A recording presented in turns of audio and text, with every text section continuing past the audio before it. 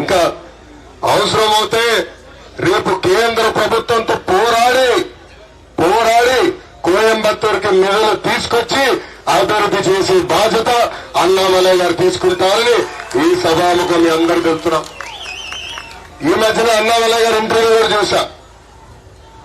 అక్కడ చాలా స్పష్టంగా నిరుద్యోగ యువకులకి జీసీసీ ఏర్పాటు చేస్తానని కూడా అన్నామలై గారు హామీ ఇస్తాం జరిగింది. అది కానీ వస్తే వేలాది మందికి ఉద్యోగాలు వచ్చే పరిస్థితి మనందరం చూస్తాం. ఇంతేకాదు ఏకంగా స్టార్టప్ హబ్ గా కోయంబత్తూరు తీర్చిదిద్దాలని ఈయన అనేక ప్రయత్నాలు కూడా చేస్తున్నారు. దాంతో పాటు డిఫెన్స్ కారిడార్ ఏర్పాటు చేస్తా ఉన్నారు, ఆటోమోటివ్ క్లస్టర్ ఏర్పాటు చేస్తా ఉన్నారు, ఇంకో పక్కన ఇతర అభివృద్ధి కార్యక్రమాలు కూడా చేస్తానని చెప్పారు. ప్రజలందరినీ చివరిగా ఆలోచించమంటున్నా, ఒక యువకుడు ఉత్సాహవంతుడు పని చేసేదానికి వచ్చిన అన్నామలై గారిని భారీ మెజార్టీతో గెలిపించాలని ఈ సభాముఖం మిమ్మల్ని అందరినీ కోరుతున్నాం.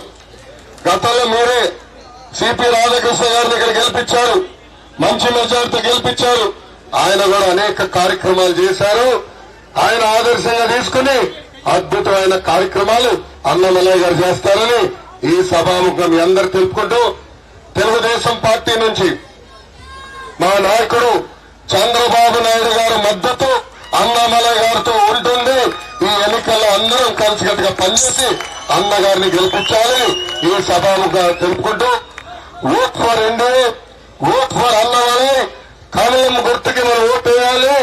మళ్ళీ మన కోయంబత్తూరు పార్లమెంట్ ని అభివృద్ధి పదంలో పెట్టాలని ఈ సభాముఖంగా ప్రజలందరినీ కోరుకుంటూ, నా మిత్రుడు, నా శ్రేయోభిలాషుడు అన్నామలై గారిని భారీ మెజార్టీ గెలిపించి పార్లమెంట్ కి పంపించాలని కోయంబత్తూరు ప్రజలందరినీ కోరుకుంటూ, నాకు అవకాశం ఇచ్చిన మీ అందరికీ పేరు పేరున నా హృదయపూర్వక ధన్యవాదాలు తెలుపుకుంటూ మీ అందరి దగ్గర నుంచి సెలవు తీసుకుంటున్నాను.